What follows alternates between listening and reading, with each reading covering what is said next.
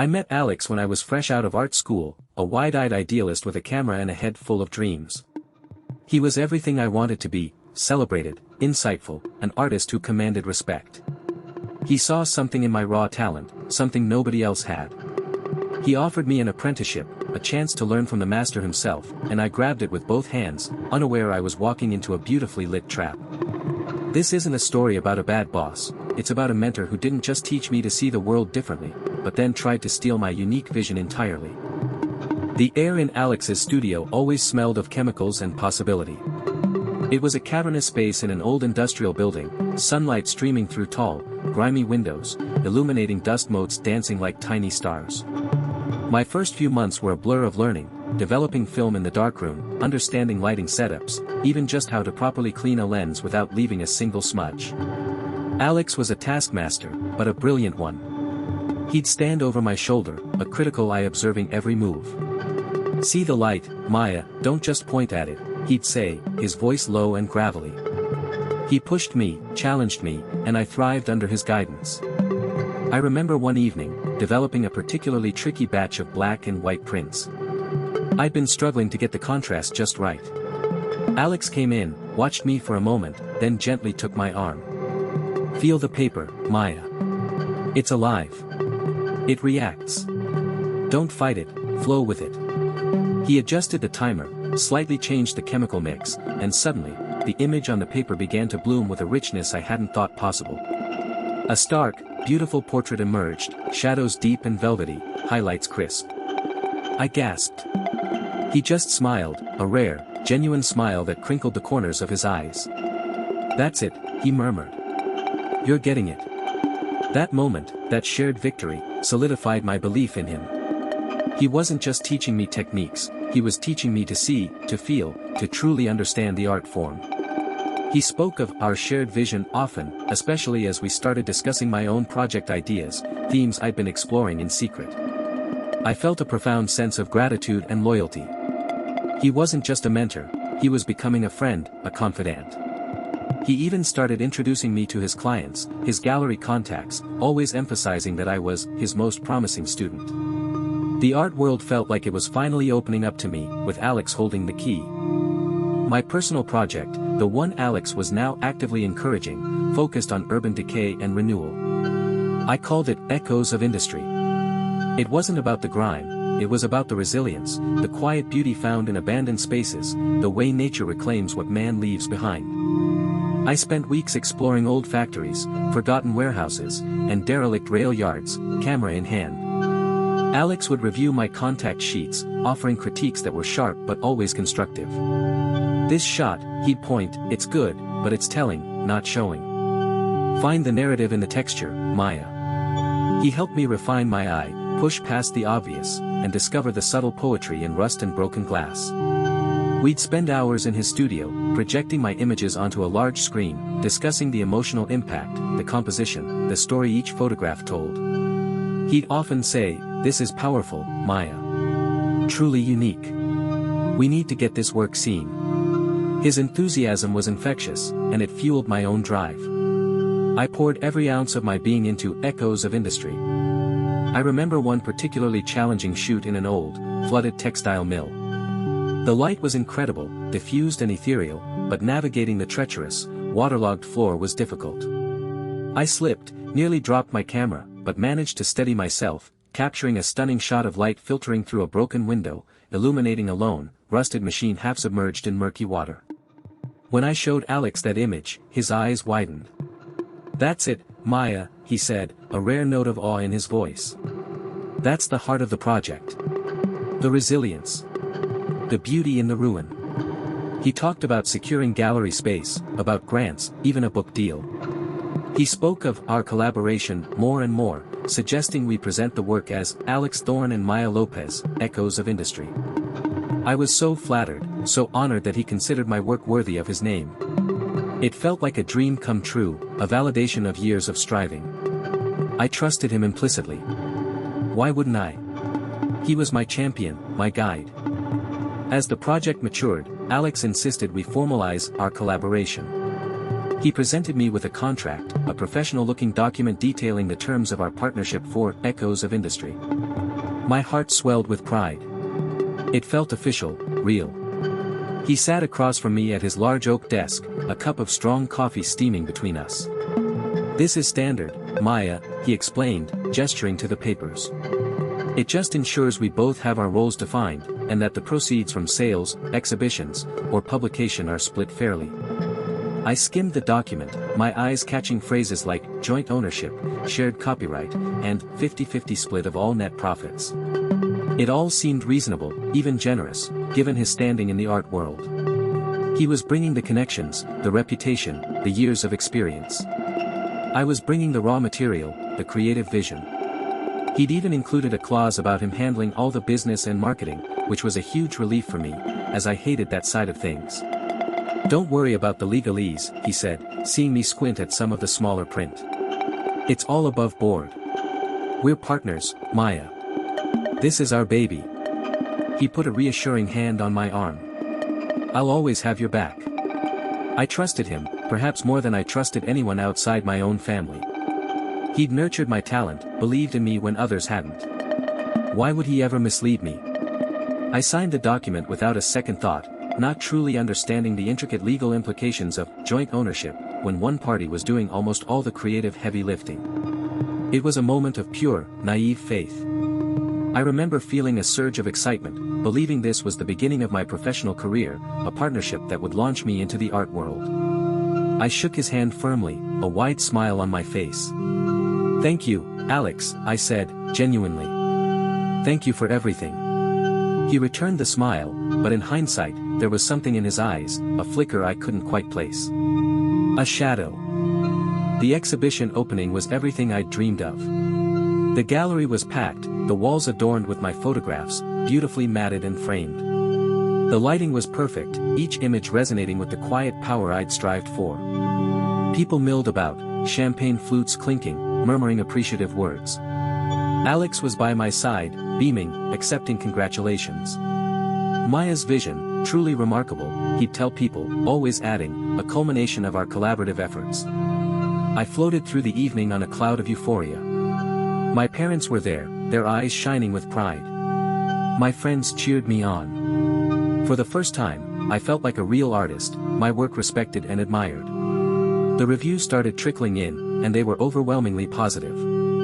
Critics lauded the stark beauty and poignant narrative of Echoes of Industry. They praised the fresh perspective and intimate understanding of the subject matter.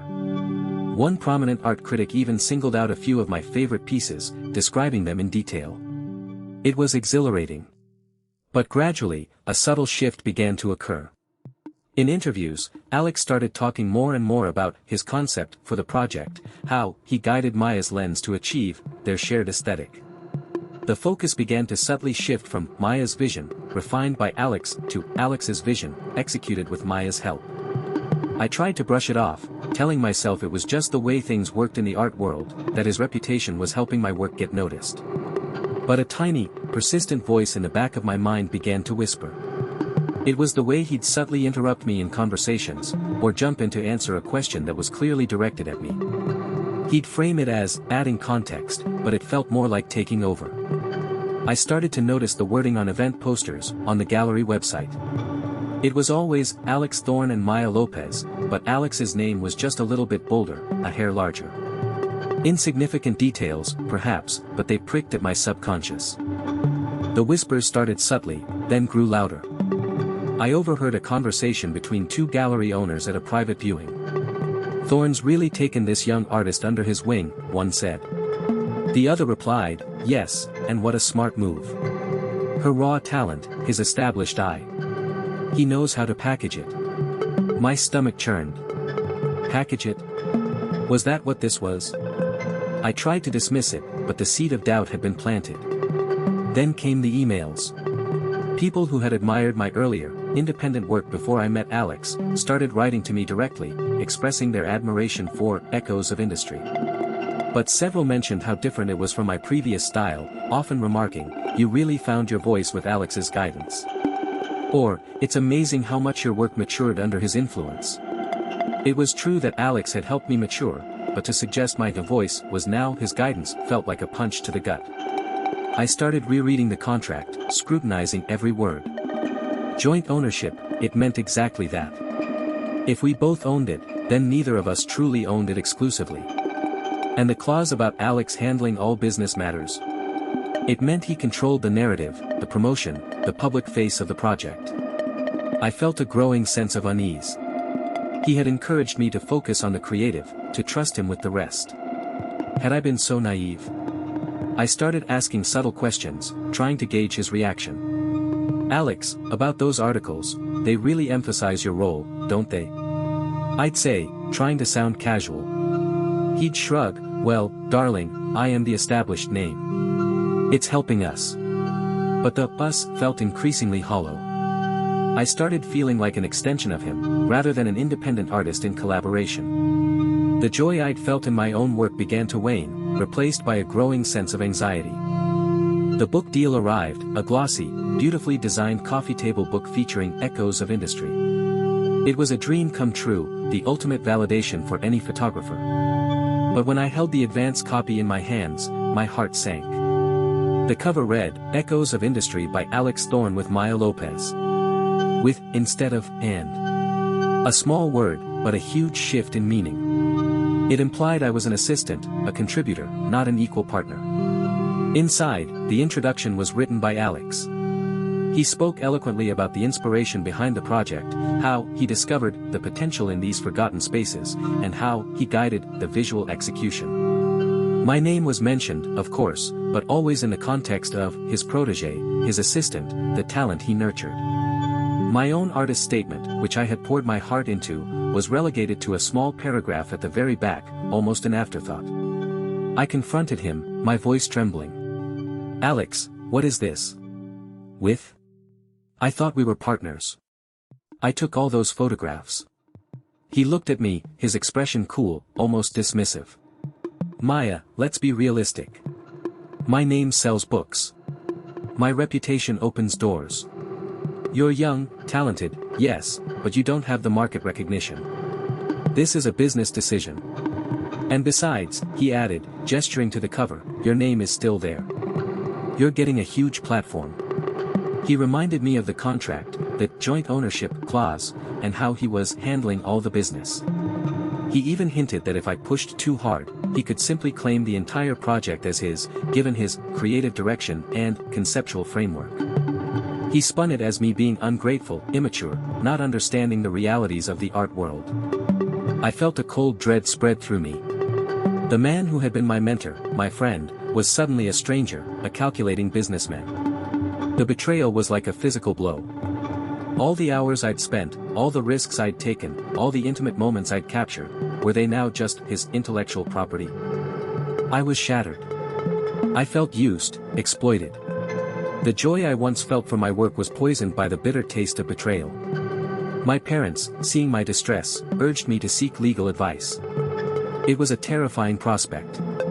Alex was powerful, well-connected, and I was just starting out, my finances precarious. But I couldn't let this stand.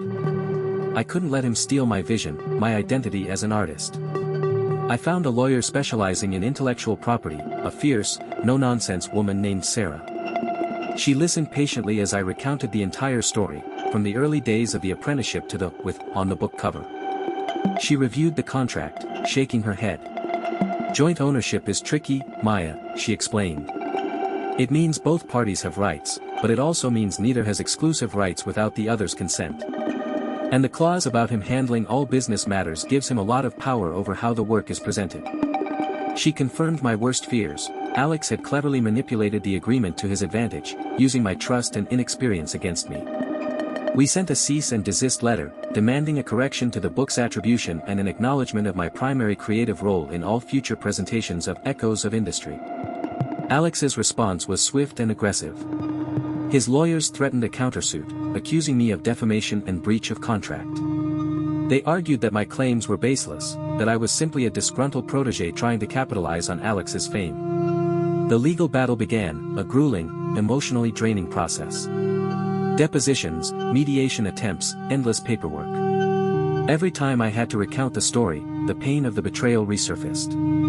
It wasn't just about the copyright, it was about the desecration of a sacred trust, the crushing of a dream. As the legal proceedings dragged on, Sarah, my lawyer, started digging deeper into Alex's past.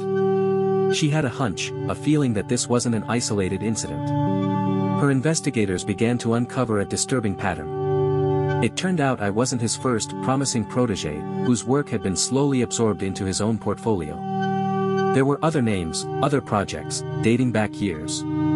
Artists who had worked with him, often under similar, collaborative, agreements, only to find their contributions minimized, their unique styles gradually reattributed to Alex's vision. There was a young painter whose abstract series, developed during an intense mentorship with Alex, later appeared in an exhibition primarily credited to Thorne, with the painter's name relegated to a small footnote. There was a sculptor who spoke of a joint project that mysteriously evolved into Alex Thorne's interpretation of. I felt a sickening blend of validation and horror.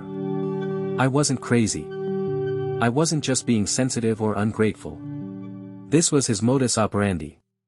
He was a predator, a creative parasite, feeding off the talent and idealism of young artists. He cultivated trust, offered mentorship, and then, slowly, systematically, he would absorb their work into his own, using his established name to overshadow theirs. The emotional toll of this discovery was immense. It wasn't just my story anymore, it was a testament to his repeated pattern of exploitation. This knowledge gave me a renewed sense of purpose. It wasn't just about me winning, it was about exposing him, about preventing him from doing this to anyone else. It was about reclaiming not just my own voice, but potentially the silenced voices of others. With Sarah's guidance, we decided to take a calculated risk. We leaked parts of the story, along with the evidence of Alex's past pattern, to a prominent online arts journal known for its investigative journalism. It was a risky move, potentially damaging my own reputation, but I felt I had no choice.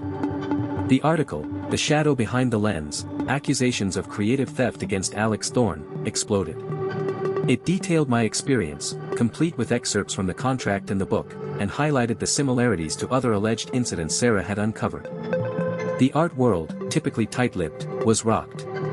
Alex, caught off guard, initially issued a scathing denial, accusing me of a desperate smear campaign. But the public outcry was too loud to ignore. Other artists, emboldened by the article, started coming forward, sharing their own stories, albeit often anonymously due to fear of reprisal. The narrative shifted dramatically. He was no longer the celebrated mentor, he was the alleged exploiter, the creative thief. I remember the day the journalist called me for my final quote. I was terrified, but also resolute. I trusted him, I said, my voice steady. He taught me to see the world, and then he tried to steal my eyes. This isn't just about copyright, it's about the sacred trust between a mentor and a student. It's about creative integrity. The phone call ended, and I felt a strange mixture of relief and trepidation. My story was out there, vulnerable, exposed. But so was his. The fight was no longer confined to legal documents, it was now a public reckoning. And for the first time in a long time, I felt like I was truly fighting for something beyond just myself. The public pressure eventually became too much for Alex. Facing a damaged reputation, a potential boycott from galleries, and the prospect of a lengthy, very public trial that would expose his entire pattern, his lawyers approached us with a settlement offer. It wasn't a complete victory, but it was significant. The book would be re-released with corrected attribution, Echoes of Industry by Maya Lopez, with contributions from Alex Thorne. All future exhibitions and materials would reflect my primary authorship. I received a larger share of the past and future profits, and a non-disclosure agreement was put in place regarding the details of the settlement, but crucially, it allowed me to speak about the creative theft itself, not just the financial terms. It wasn't about the money for me, not entirely. It was about the acknowledgement, the reclamation of my own narrative. The process had been grueling, costing me years of emotional turmoil and significant financial strain, but I had fought, and I had won back my name. Today, Echoes of Industry is solely credited to me. The book has been republished, and it feels like a weight has been lifted. I still take photographs in abandoned places, but now, the lens feels entirely my own. The experience scarred me, leaving a permanent distrust of unchecked authority and charming promises. But it also forged in me a fierce independence and an unwavering commitment to my own creative voice. It taught me that sometimes, the greatest art isn't just in what you capture, but in what you fight to protect. The scars of that betrayal run deep. Trust, once shattered, is never truly reassembled the same way. But I learned an invaluable lesson: my voice, my vision, my unique way of seeing the world, are mine alone to protect. This journey wasn't just about reclaiming copyright, it was about reclaiming my artistic identity and proving to myself that I wouldn't be silenced. It cost me peace, energy, and a significant portion of my early career, but it was a fight I had to win. If you've ever felt your own truth or work being diminished or stolen, know that your fight matters. And if you've resonated with any part of this story, please consider subscribing to Dark Truths. Your support helps us keep bringing these real stories to light.